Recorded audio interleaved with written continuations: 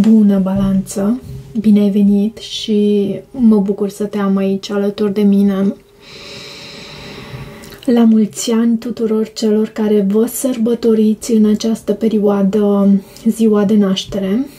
Să fiți sănătoși în primul rând și să trăiți în bucurie. Pentru voi am cerut un card din oracolul arhetipurilor și a venit acest The Sustainer. Am să ți-l arăt și ție pentru a-l putea vizualiza mai îndeaproape. Este cardul cu numărul 24, roman. Și să știi că dacă vrei să lucrezi îndeaproape cu acest arhetip, să vezi ce are să îți transmită ție la modul... pentru că arhetipurile, ce înseamnă? Arhetipul, ce înseamnă? Acest termen de arhetip a fost prima dată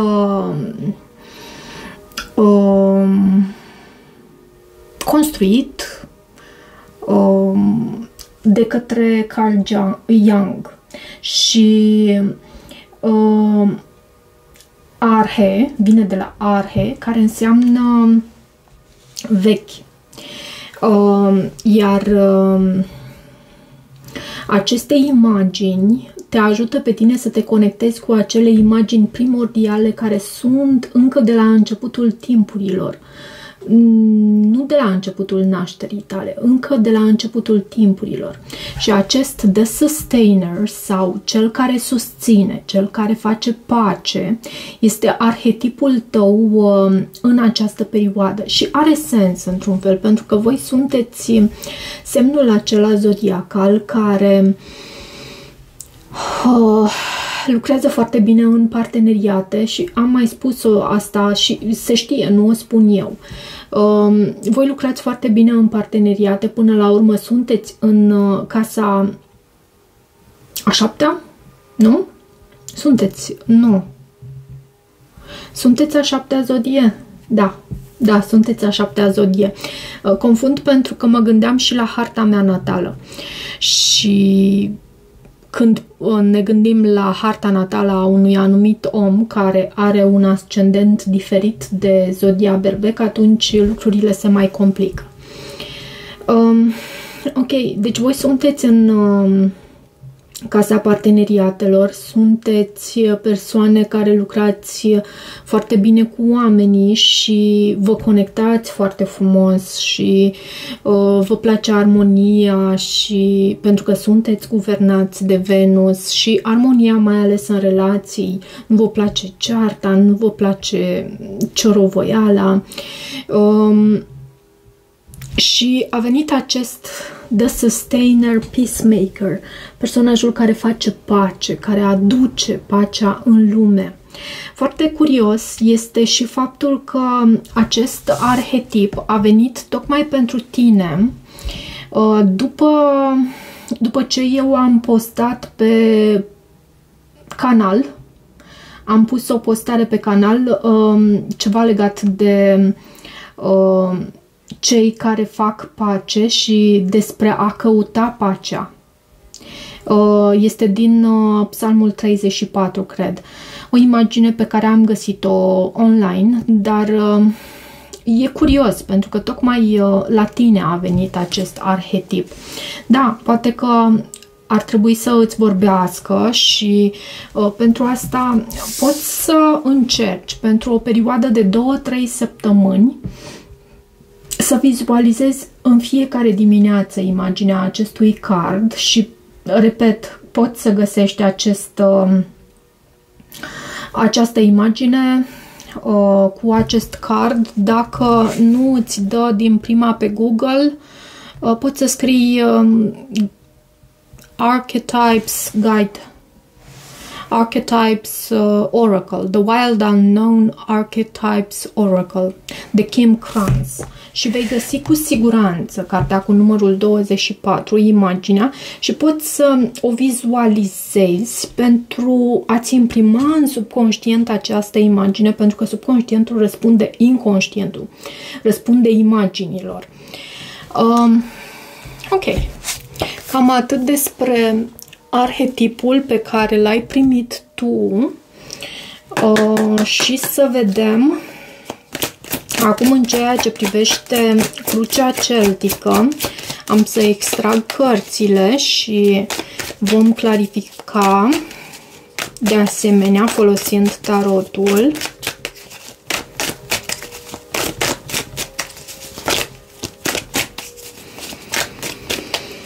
Eu sper că ești bine, că îți duci poverile cu grație, pentru că toți, uite, universul acesta, uite, vorbim despre poveri, avem 10 de bâte și nu am făcut nicio, ai văzut, nu am pus pauză videoclipului, nu am făcut niciun fel de... Într-un fel, poate că noi facem magie, dar fără a conștientiza lucrul acesta. Și avem 10 de bâte, 3 de cupe și cavalerul de monede. Îți duci poverile cu grație.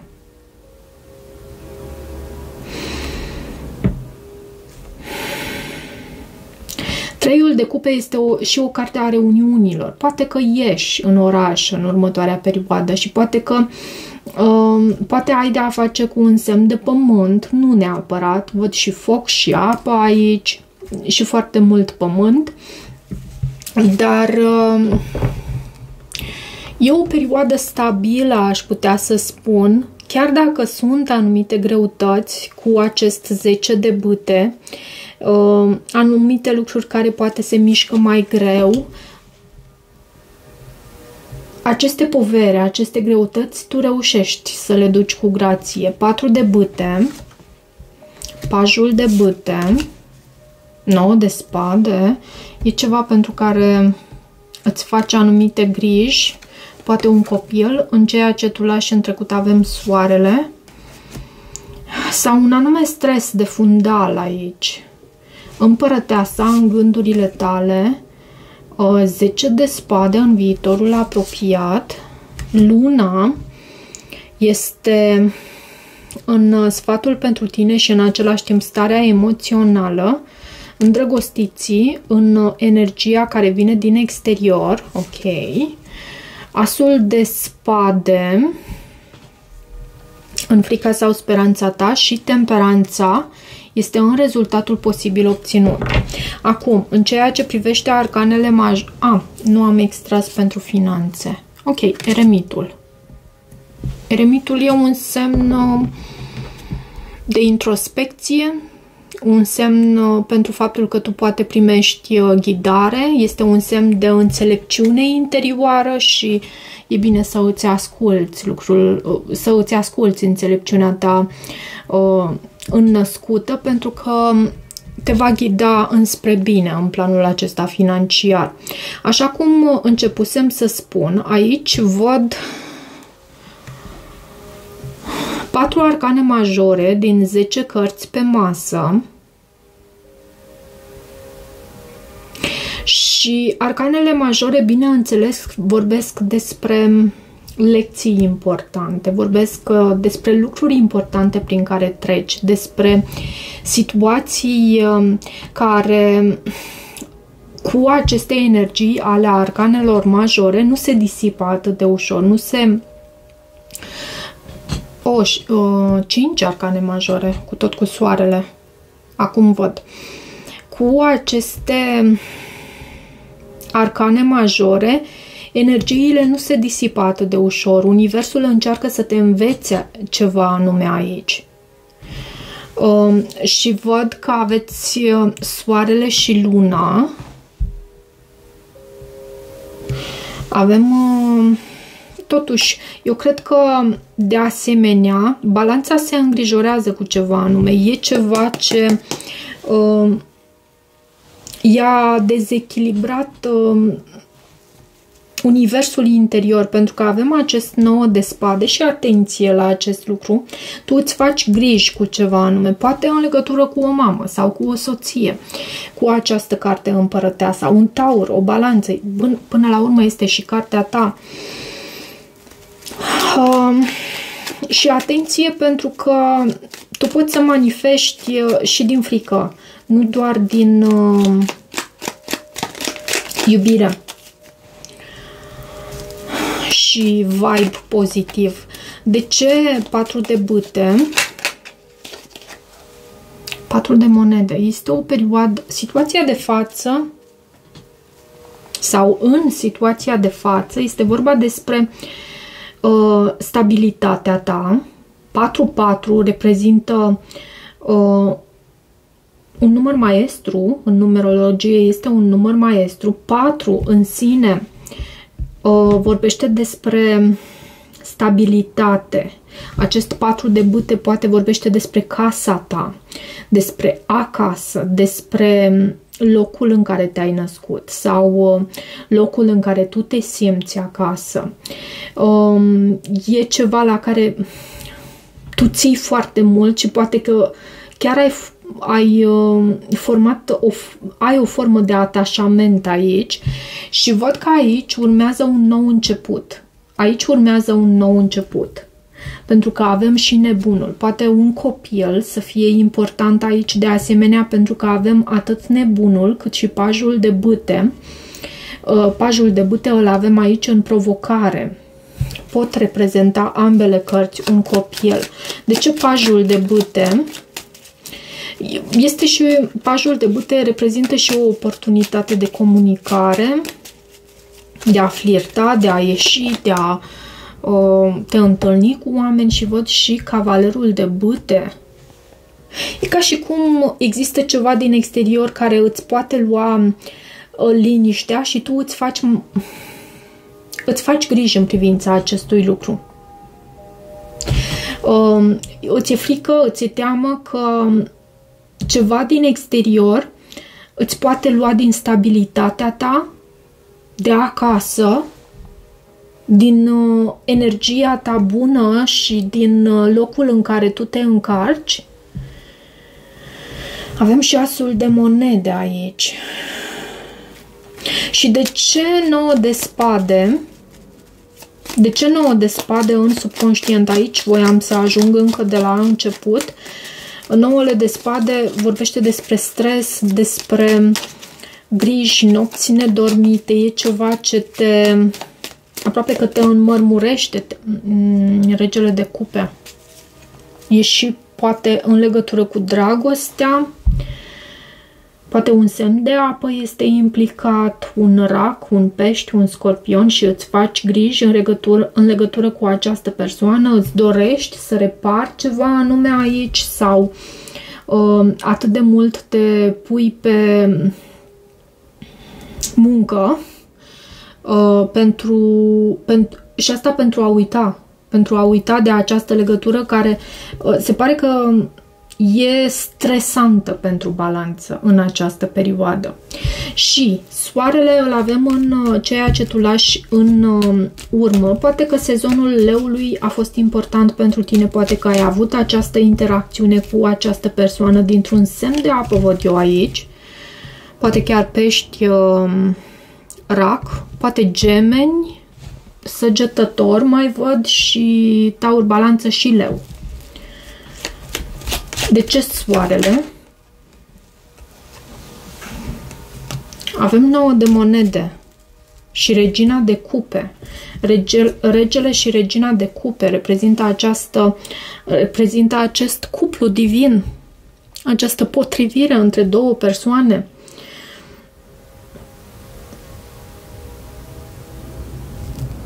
Match made in heaven, cum se spune. Poate că în sezonul leului atunci sau recent ți-ai ales independența sau cineva și-a ales independența, însă e ceva aici. De ce împărăteasa în gândurile tale? De ce împărăteasa aici? 9 de cupe. Cineva care îți aduce împlinire. Nu. Posibil ca împărăteasa să fii chiar tu. Posibil ca împărăteasa să fii chiar tu. Energie venusiană, guvernată de Venus. și să te gândești foarte mult la creșterea ta, la evoluția ta, la felul în care poți să ai parte de ceea ce îți dorești, de asemenea la a trăi în abundență și în împlinire. Pentru că tu, în momentul de față, la tine te văd îngrijorat, dar te gândești la a aduce din nou în prim plan pentru tine această energie a împărătesei. Poate este nevoie să ierți ceva anume, văd suferință, poate că uite, poți să ai de a face cu un Gemeni, pentru că văd și aici și aici.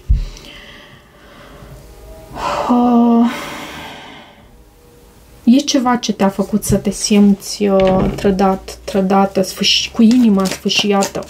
Și avem 8 de spade în viitorul apropiat. 8 de spade anunță faptul că poți să ruminezi foarte mult asupra gândurilor tale, să te gândești foarte mult, să intri în acele tipare negative, în acele tipare ale tale, specifice ție.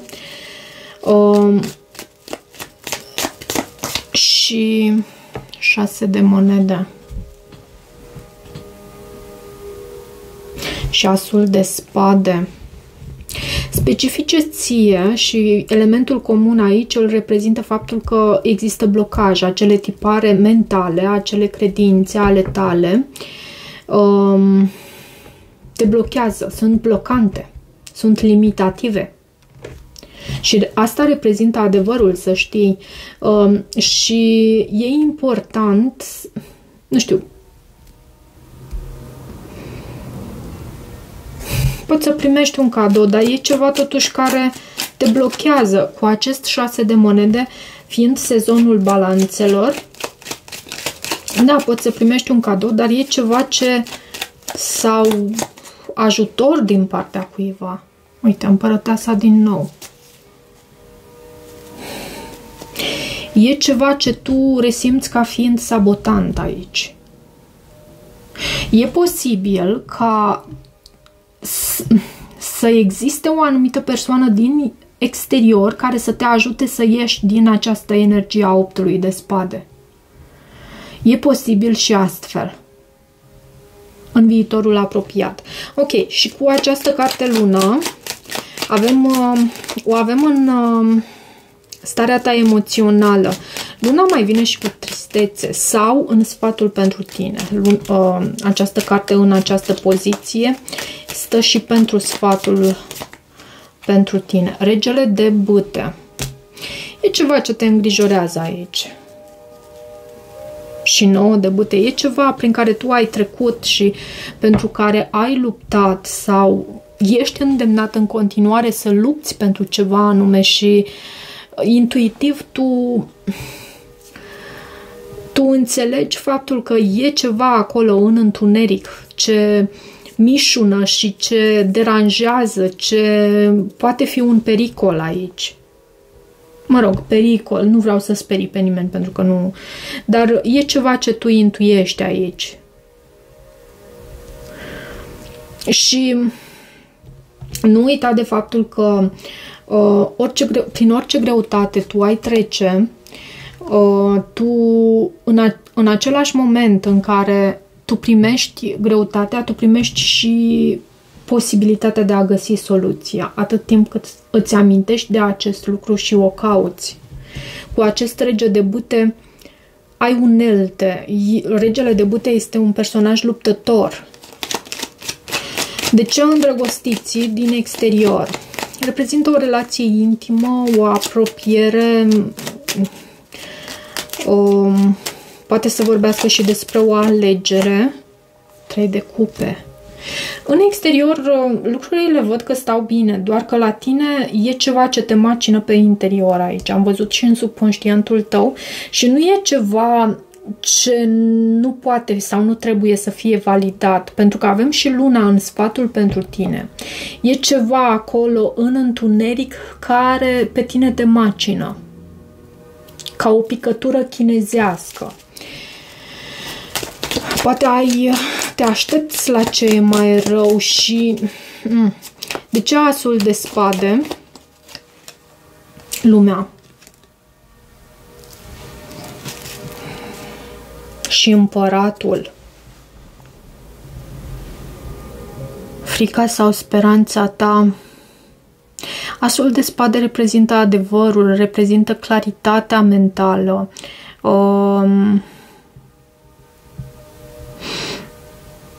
Poate ai de a face și cu cineva la distanță, poate să ai comunicare online cu cineva anume. Și avem temperanța, iarăși un semn fix poate fi important pentru tine. Avem leu, vărsător, taur, scorpion.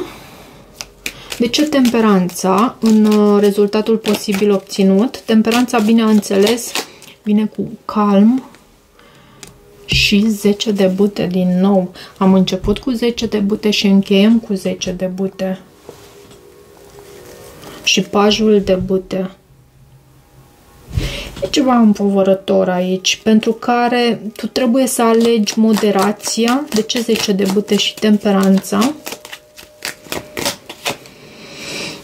Da, 9 de spade, din nou. Poate fi vorba despre o anumită relație. Avem și îndrăgostiții, un gemeni sau un săgetător. Ok, hai să văd și un mesaj din numerele angelice pentru balanță. Ce mesaj avem aici pentru tine? 2112. Ține de tine. It's up to you. Cineva supraveghează asupra ta. Noroc. Anumite forțe ascunse, direcție. Chiar dacă pare că nu faci niciun progres semnificativ, lucrurile să știi că se mișcă în direcția bună pentru tine. Dacă tu vezi acest număr, este un semn din partea Universului că totul se va rezolva în favoarea ta și visurile tale se vor transforma în realitate în curând. Ok, 2112. Poate că vezi acest număr de foarte multe ori sau pur și simplu pentru prima dată acum, însă mesajul Universului aici este acela că ține de tine. Norocul cumva ține de tine și atât timp cât tu găsești, pentru că aici pe tine te văd stresat cu ceva anume, stresată, îngândurat, plin de griji. Atât timp cât tu cauți să vezi și lumina soarelui în această imagine, cât încerci să găsești și lucruri mici pentru care să te poți bucura, să îți regăsești curajul din interior, să știi că vei depăși e ceva aici ce mie nu-mi place, dar altceva nu știu mai mult să fac aici. Ok, sper că rezonează și dacă rezonează nu uita să te abonezi canalului, să mai treci pe aici, să îmi lași o apreciere și un feedback. Eu îți mulțumesc și toate bune!